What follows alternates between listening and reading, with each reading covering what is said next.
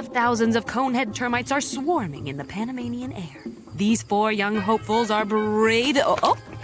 I guess 3. Oh, wow, 2 in 1. Okay.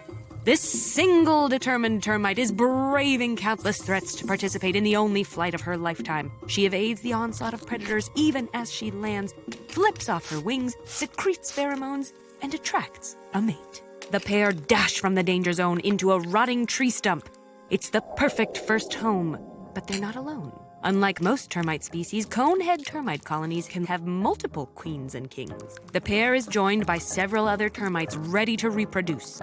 Together, they excavate a chamber in the stump, seal the entrance, and get busy. When the resulting offspring hatch, they bear little resemblance to their parents. They're smaller, wingless, eyeless, and sterile. Some of them, the soldiers, have the species' trademark conspicuously shaped heads, the function of which will soon be revealed. They set out to scout for dead wood, laying the pheromone trails the rest of the offspring, the colony's workers, follow and reinforce as they retrieve food. As the termites collect and decompose plant debris, they return essential nutrients to the soil, allowing more vegetation to thrive.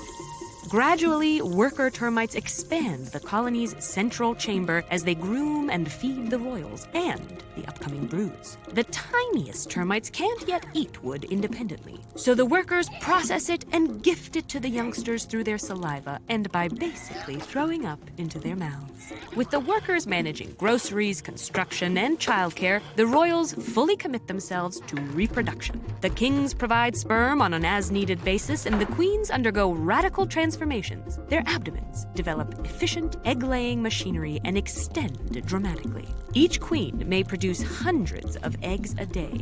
Meanwhile, a worker entourage retrieves and neatly stacks them into piles. The colony grows quickly, and once its population is big enough, workers construct a system of tunnels stretching over 100 meters across terrain, along fallen logs, and up into tree crowns. These tunnels shelter the termites as they travel to and from food sites around the clock. And eventually, they build a distinctive central nest. Using partially digested plant material, soil, and poop, they construct a massive egg-shaped structure, complete with numerous passages, chambers, and ventilation holes. Deep within, they establish a royal cell that's fortified with extra thick walls. It's not long before this architectural marvel attracts an admirer, an anteater.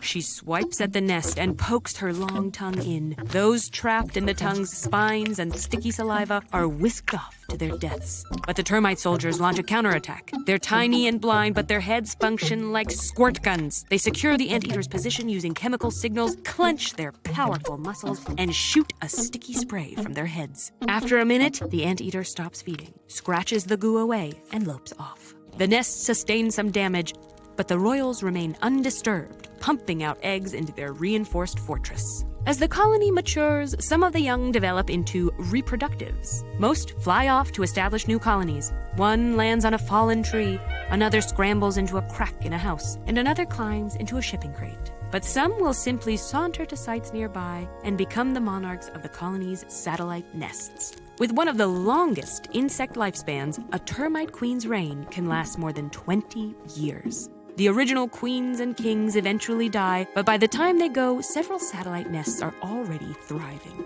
Their reproductive offspring inherit the throne, meaning that their colony may persist for decades to come.